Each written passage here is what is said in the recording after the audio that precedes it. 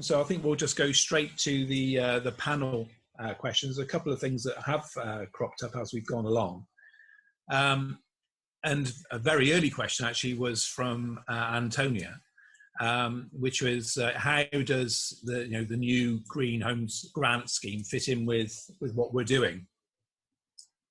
And I think that's got a certain relevance to PAS 2035 and a requirement for that or not. So I'm not sure if Peter, you want to take that one? Sure, I'll do that. Well, it's interesting. We had a very long and hard fight to get the PASs adopted for the Green Homes Grant Scheme. And one of the problems was that we're still in the transition from PAS 2030, 2017 to PAS 2035. Won't finish the transition until next year. And consequently, we didn't have enough retrofit coordinators. So a certain amount of egg on face moment, but it wasn't possible to say that all Green Homes Grant vouchers projects would have to be PAS 2035 compliant. So in the end, and to the great credit of Trustmark, it was they who said, well, where projects are considered to be high risk, and that would be traditionally constructed and protected buildings and high-rise buildings and park homes, we will impose the requirement for PAS 2035 compliance. The rest of the program is going to have to be compliant with PAS 2030 2017, which is not quite as good, but it's not bad. And we will get there. We've also got a pretty firm agreement from BEIS that with effect from the end of the transition period, all programs will require PAS 2035 compliance. And already the Social Housing Decarbonisation Demonstrator Fund competition is already requiring complete PAS 2035 compliance as well. So we're moving there slowly, but these things take time. I thought a year ago that when we published PAS 2035, I could breathe a sigh of relief and it was all done after years of each home counts and implementation. It's just the beginning, transforming the industry using these tools is going to be another 5, 8, 10 years. And there isn't much time to waste. So we do need to push as hard as we can. And that's a point that's been picked up by Joe Atkinson, who says that the level 3 qualification that John was talking about, how that appears in PAS 2035 appears to be unnecessarily complicated. And surely it needs to be simplified if we're going to ensure adherence to that. Yeah, and I think the issue is around traditionally constructed buildings that are not protected. And actually, I think that we as a group, this community we're in today, has a need to improve the definition. I think that a lot of members of the steering group for PAS 2035 wouldn't accept a blanket definition that anything that had solid walls or anything that was pre-1919 needed special treatment. And so the thing about PASs is that they're consensus documents across the industry. We don't determine, the authors don't determine it. It's for the steering group to agree. If we can't get them to agree, we can't get it in. And so I think there is an issue there. I would like to see a much better definition of when buildings need more careful attention. And I think just solid walled or pre-1919 is not good enough because there's too big a scale of variation in there. And a lot of those buildings have had huge amounts of probably inappropriate things done to them since they were built. And so they're very hard to classify. So I think we need to do a bit more work on that. And I'm actually looking to STBA and SPAB to help with that. No, thanks for that. One sort of general point that came in was if emissions are so important, then why aren't natural materials being built into the skill set, and especially when we're sort of looking at new modern methods of construction? So I think that's one for Richard.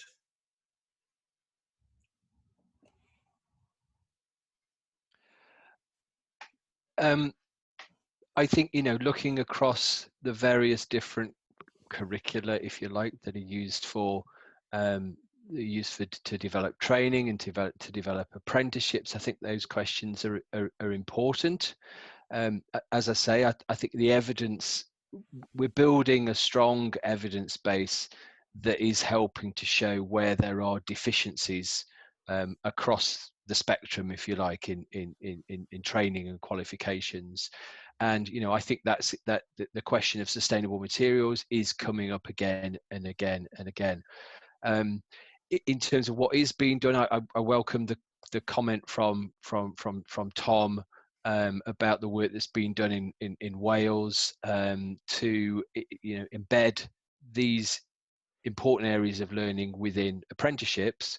And certainly, as I said, we'll be taking forward our evidence base, which is highlighting what the gaps are to the various qualifications and apprenticeships bodies and government departments, in order to try and address the gaps that are there. Why it is the case, we have an employer-led system, so I can only imagine that the insight wasn't there at the time when things were being developed to prioritize areas like sustainable materials. But I would hope that with this evidence base and more coming through, that will be something that will change in the future. May I add to that, Peter? Absolutely, Lucy. So one of the things that we have trained on in the Green Register for all our years is natural building materials. And with the increase in IWI and EWI, it's much more important to look at the material that you're using to avoid all the moisture problems that Peter has mentioned. On the future-proof courses and the Green Register courses, we pretty much only support natural insulation materials for IWI and EWI. We're just not confident enough to use a synthetic material, whether it's petrochemical or not, to support it in any kind of retrofitting of wall insulation.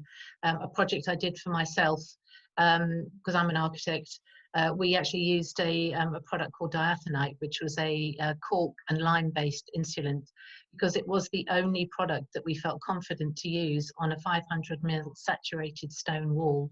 So, and this is kind of tying in with the idea of the whole house retrofit, is that you can't simply just whack a whole load of insulation on a building and hope that it's going to be the answer, because it moves the dew point, it changes the moisture movement across the building. It has to be seen in the round. And our contractors are getting this message probably till they're sick of it, to avoid some of the problems that came up with the Green Deal and so on. Thanks so much. Joe Atkinson sort of builds on what you were saying, really, Rich, or picks up on that. It's given the fact that you are industry led and most of the industry is going to be focused around new build. How are CITB going to support industry to address this whole idea of building up and repair and maintenance on traditional buildings when you may not have that constituent as much in your makeup? That's a question I hope to be posing to the CITB board in the coming months, based on this evidence base. We hope that it provides, for example, BASE, which is, by the way, the Department of Business, Energy and Industrial Strategy. Apologies for using that acronym earlier. It's providing that department, who own the UK's commitment to net zero, with evidence of what the skills and supply chain barriers are that could get in the way of them achieving that target. So I'm hoping there's a role for that government department, BASE, as well, and to be connecting with particularly the education department and asking questions about the current focus on new build and on-site construction that we picked up from this research. So I think there's multiple stakeholders that have a role to play, but certainly, in terms of what CITB can do, as a funding body, we can target funding at industry priorities. And we've identified decarbonisation as a priority for the next 3 years in the first instance. Armed with an evidence base, I'm hoping that we can put some resource behind this as well. Excellent. Another question actually from Daniel Bland, sort of saying, talking about training in the curriculum, is there not scope to engage more with the next generation, for example, schools, and to spark an interest not only in the construction industry, but also the wider impact on the environment? I think that may go to Tim, actually, because some of your money for optimised retrofit, I think, has come from education. It has, absolutely. And not so much within schools, but there's some funding that is being put to colleges to develop retrofit centres of excellence, and I think there's 3 colleges in particular. I don't know them off the top of my head, but that will get additional funding to develop that. But what I wanted to do as well is to sort of pick up on some of the comments there, in terms of some of the comments that Richard was saying in particular about it being client-led. You know, through optimised retrofit, the Welsh Government also recognises its position in trying to educate some of those clients through the ORP process. Now, one of the things that optimised retrofit, it's come out underneath the as part of the Innovative Housing Programme. That is not just an easy, done to as an easy way of delivering it. It's actually done on purpose. The innovation as well within optimised retrofit isn't in using new technologies. It's not about a new gadget or a new widget that comes out. It's actually, the innovation is in terms of developing the processes and understanding of where we need to go. One of the things that we recognise is everyone knows, in terms of the journey around decarb, everyone knows what the destination is. In Wales, it's to decarbonise all residential homes by 2050. But one of the things we understand is that not everyone knows where to start. And that's why we've got this sort of scattergun approach in terms of different policies, procedures, and then everyone jumping on different opportunities, which might not be the right one. And if you notice on the last slide I used with the bubbles, it was about challenging every part of that process. But we also invite organisations to challenge us as well as a government in terms of the way that we provide these opportunities and funding opportunities, but also how we manage those as well. So, one of the things that's come out of that in terms of grant applications from collaborations, from collaborative bodies, there's not one organisation who wants to be on the hook in terms of the liability for grants that is being given to another organisation. So it's difficult then to encourage a lead out. So we're having to look at different processes in how we deliver an award grant. So there's lots of different questions and solutions that we're having to come up with. And again, coming back to in a few weeks' time, when you'll see some of the stuff that has come out of that, you'll see how it addresses a lot of the stuff that's been put forward in terms of the presentations today. With regard to, answers a lot of questions in terms of where we need to start. So hopefully you'll, as I said, you'll find that interesting. No, I think we absolutely will. I think that just as a sort of, because we've hit the 12:30 mark, and I think we've got through most of the questions. But one little point I think that John Preston raises is that he says, "Best of luck, Richard, for making a case to the board and to BAYS." And it worries me that these issues that we've been clearly around for more than 10 years, such little has changed in that time. But I think what we've seen from today and from other days is that change is very much on the agenda now, and I think we need to be alive and aware of that. And thank God there's people like Lucy and others and Peter, etc., who have responding to the changing demands in the market. And I think skills and upskilling is an absolutely vital area. So thank you all so much for the work that you're doing individually and collectively within the industry. It's very much appreciated. And thank you all very much for your time this morning and the early afternoon.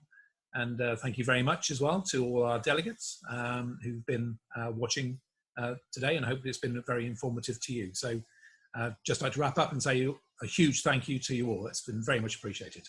Thank you, Peter. Thank you. Thank you. Thank you. Bye.